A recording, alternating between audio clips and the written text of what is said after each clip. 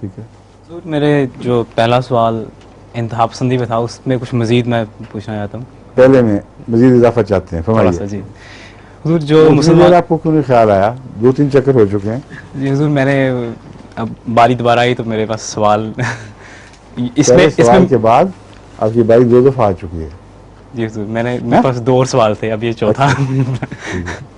حضور وہ یہ کہ جو ان ممالک میں جہاں پر انتہا پسند گورنمنٹس ہیں وہاں پر مسلمان آباد ہیں، مثلاً ہندوستان میں بہت بڑی اقلیت ہے مسلمانوں کی، ان کو آیا اگر انتہا پسند حکومت آ جائے پاور میں تو ان کو آیا اسٹیٹس کو کے ساتھ چلنا چاہیے یا ان کو کچھ پازیٹیو اقدامات کرنے چاہیے اپنے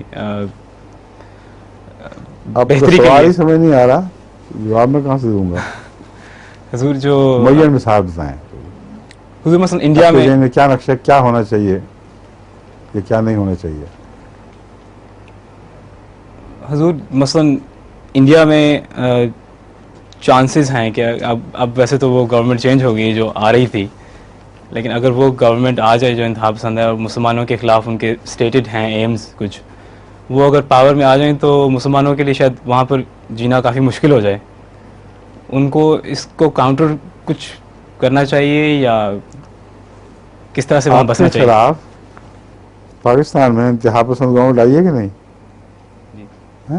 جی جتنا جینا آپ کے لیے انہوں نے مشکل کیا اتنا ہندو نہیں کریں گے، یہ میں آپ کو یقین دلاتا ہوں. ٹیڑھا چلنے کی جو بگڑے ہوئے علماء میں طاقت ہے نا، اتنا دنیا کی کسی قوم میں نہیں. تو جہاں ہم نے صبر سے دن کاٹے ہیں وہ بھی صبر سے کاٹیں پھر. ٹھیک ہے. ٹھیک ہے. جی آگے